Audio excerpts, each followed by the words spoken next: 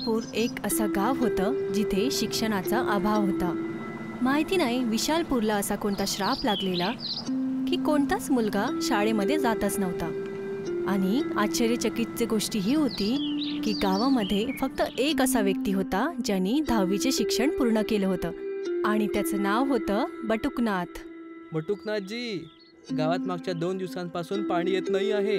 ह्या समस्येशी निपटण्यासाठी काय करावं लागेल? त्यात करायचं काय आहे बाळा? सरपंचला पत्र लिहा, आपली समस्या सांगा. 2 दिवसात तुमचं काम होऊन जाईल. पण आपण ते पत्र कसं लिहिणार? तुम्हीच लिहून द्या. का नाही? शेवटी आमचा जन्म तुमच्या लोकांच्या भल्यासाठीच तर झाला आहे. खरं बोललात.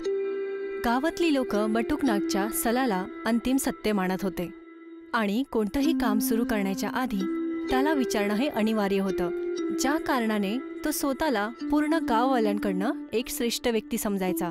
पण एके दिवशी गावामध्ये एक नवीन शिक्षक येतो, पंकज. तो स्वभावाने सरळ, सुसंस्कृत आणि ज्ञानाच्या भंडाराने भरलेला होता. त्याचं लक्ष फक्त शिकवणंच नाही, पण पूर्ण गावामध्ये शिक्षणाचा प्रकाश पसरवणं होतं. बाळांनो, सगळे रोहितचं टाळ्यांनी स्वागत करा. बघितलं बाळांनो, रोहितच्या निष्ठेनं अभ्यास करण्याचा परिणाम. आज तो पूर्ण जिल्ह्याच्या स्कॉलरशिपच्या परीक्षेत अव्वल आला आहे. पुढच्या आठवड्यात त्याचा पूर्ण गावासमोर सत्कार पण होणार. ओ, ही तर चांगली गोष्ट आहे. हो, ही चांगली गोष्ट आहे. पण त्यापेक्षा पण चांगली एक गोष्ट आहे, ती सांगू काय? ती चांगली गोष्ट ही आहे की रोहित सारखंच तुम्ही पण मेहनतीनं अभ्यास कराल तर तुम्ही सगळे पण परीक्षेत अव्वल येऊ शकता आणि तुमच्या घरच्यांचं नाव रोशन करू शकता. नक्की टीचर, आता आम्ही नेहमी शाळेत येणार आणि मन लावून अभ्यास करणार. पंकजच्या आल्यामुळे विद्यार्थ्यांचं नियमित शाळेत जाणं चालू झालं. सोबतच त्यांनी गावातल्या वृद्धांना आणि युवांना शिक्षण देण्याचं चालू केलं होतं.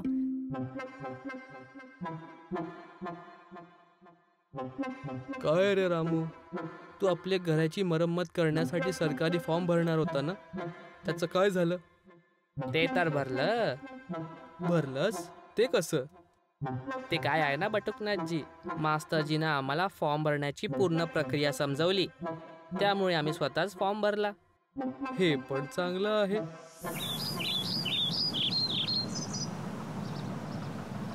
एके दिवशी बटुकनाथ गावामध्ये फिरायला निघतो. तेवढ्यातच त्याची नजर शाळेच्या मैदानावर जाते. त्याने बघितलं की पंकज मुलांबरोबर मैदानामध्ये होता आणि त्यांच्याबरोबर बोलत होता. अरे वा मास्टरजी, इथे तर चांगला अभ्यास होत आहे. जी बिलकुल. पोरं बिचारे एकाच क्लासमध्ये बसून बसून बोर होत होते, म्हणून मी मैदानमध्ये घेऊन आलो. चांगली गोष्ट आहे. अरे मोटू, अरे बाळा, इकडे ये. काय झालं बटुकनाथजी? जा त्या बाजूच्या ठेल्यावरून माझ्यासाठी एक पान घेऊन ये. बटुकनाथची ही हरकत बघून पंकज नाराज होतो. अरे रे, हे तुम्ही काय करतात बटुकनाथजी? म्हणजे तुम्ही बघत आहात ना की मी त्यांना इथे काहीतरी शिकवत आहे. त्याच्या मधात येऊन तुम्ही अशा प्रकारे पोरांना काम करायला नाही म्हणू शकत. का नाही? मी म्हणू शकतो. आता बघा, मी आहे म्हातारा माणूस, गुडघ्यांच्या त्रासाने जखडलेला. आता ह्या हालतीत पानच्या ठेलेवर जाणं मला मुश्किल होत होतं. तरी पण मी ह्या मुलाला इथून जायची अनुमती नाही देऊ शकत. कृपा करून तुम्ही दुसऱ्या कोणाला तरी सांगा. पंकजचं हे बोलणं ऐकून बटुकनाथला खूप राग येतो आणि त्यांनी ओरडून ओरडून पूर्ण गाववाल्यांना एकत्र केलं. बघत आहात गाववाल्यांनो, हा मास्टर हा पोरांना मोठ्यांचा आदर कसा नाही केला पाहिजे हे शिकवत आहे. हे तुम्ही काय म्हणत आहात बटुकनाथजी? तर काय चूक बोललो? आता मी ह्या पोराला काम सांगितलं तर त्यामध्ये हा महाशय उद्धटपणे मधात बोलला की ह्या पोराला कोणाचीच गोष्ट ऐकण्याचा अधिकार नाही आहे शिवाय माझ्या. अरे, हे सगळं काय आहे? हे चांगलं नाही आहे. अरे, हे सगळं काय आहे? ही गोष्ट बरोबर नाही आहे. हो, ही खूप चुकीची गोष्ट आहे. अरे, काय करत आहेस तू? हे बघा, तुम्हाला पण माहित आहे की मी असं काय म्हटलं नव्हतं. एक तर मी पोरांना इथे पॅराशूट कसं बनवायचा हे चुपचाप शिकवतोय, ज्यानं त्यांना विज्ञानचं ज्ञान मिळेल. त्याच्या मधात हे आले. एवढंच नाही, अभ्यासाच्या मधात तुम्ही एका मुलाला पानच्या ठेल्यावर जायला सांगितलं, जे की त्याच्यासाठी चांगलं नव्हतं, म्हणून मी त्याला जायची अनुमती नाही दिली. हो हो, हे बरोबर बोलत आहे. हा बटुकनाथ पागल झाला आहे. हो, खरंच त्याचा दिमाग पागल झाला आहे. पंकजच्या उत्तराने बटुकनाथचा पूर्ण चेहरा उतरून जातो आणि त्यावर लोकांचं बोलणं ऐकून तो अजूनच विचलित होऊन जातो.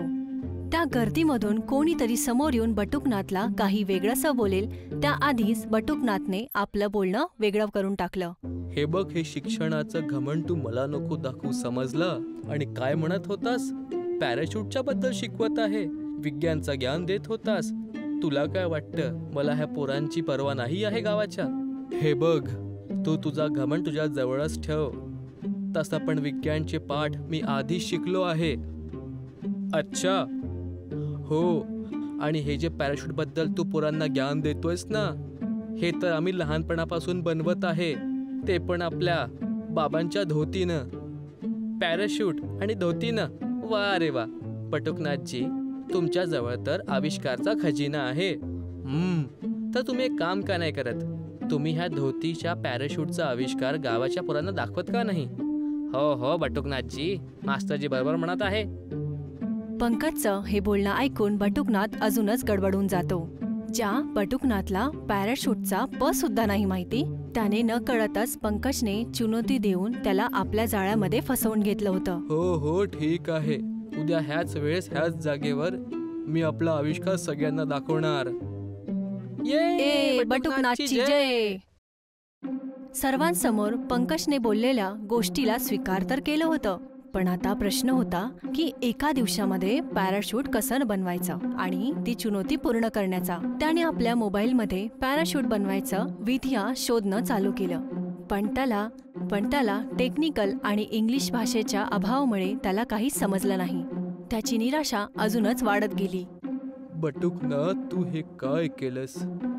पंकजला धडा शिकवण्याच्या चक्करमध्ये आता तू स्वतः फसला. आता सगळ्यांसमोर काय करशील?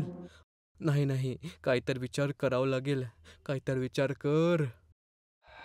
दुसऱ्या दिवशी लोकांसमोर आपला तमाशा नाही बनला पाहिजे, त्यासाठी त्याने एक योजना बनवली आणि तो मैदानात पोचून जातो. अरे बटुकनाथजी, तुमच्या हाताला ही पट्टी का आहे? तुमच्या हाताला काय झालं? आता काय सांगू मास्टरजी, काल इथून घरी गेलो आणि आजची तयारी करत होतो की तेवढ्यात माझा पाय घसरला आणि मी पडलो. बटुकनाथजी, मग तुम्हाला हालतीत इथे यायची काही गरज नव्हती. अरे असं कसं? मी काल सगळ्यांना वचन दिलं होतं, तर त्याला पूर्ण करायचं तर होतंच ना. नाही बटुकनाथजी, तुम्ही घरी जाऊन आराम करा. तुमचा आविष्कार आम्ही उद्याही बघू शकतो. तर तुम्ही सगळे इतका जोर देत आहात तर ठीक आहे, नंतर कधी भेटू, तेव्हा तुम्हा सगळ्यांना माझा आविष्कार मी दाखवेल.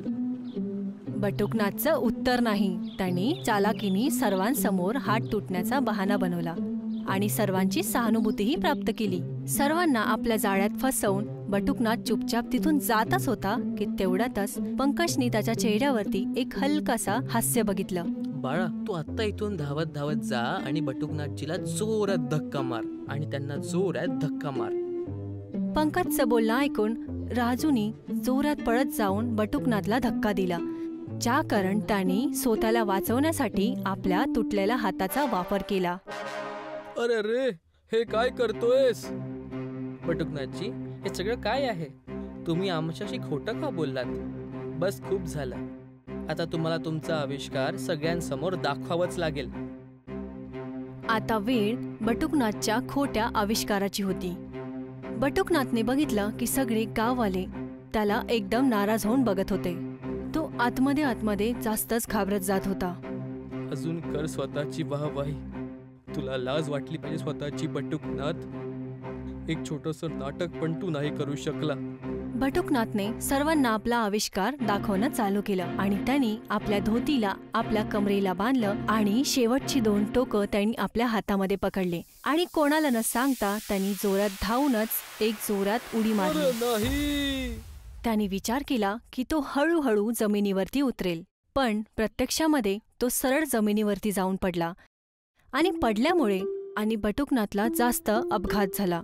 आणि गाववाल्यांनी लगेचच त्याला हॉस्पिटलमध्ये भरती केलं. आणि दुसऱ्या दिवशी जेव्हा सगळेजण बटुकनाथला भेटायला गेले तेव्हा बटुकनाथजी, तुम्हाला आता कसं वाटत आहे? ठीक वाटत आहे. मास्टरजी, मला माफ करून द्या तुम्ही. त्या दिवशी मैदानमध्ये मी तुम्हाला खरी खोटी ऐकवली, तुमच्यावर आरोप घेतला, सगळ्यांसमोर शिक्षाचा अनादर केला. माझ्याशी चूक झाली, मला माफ करा. तुम्हाला तुमच्या चुकीचा अहसास झाला हीच खूप मोठी गोष्ट आहे बटुकनाथजी. तुम्ही आता फक्त लवकर ठीक होऊन जा आणि चांगला आविष्कार आम्हा सगळ्यांना शिकवा.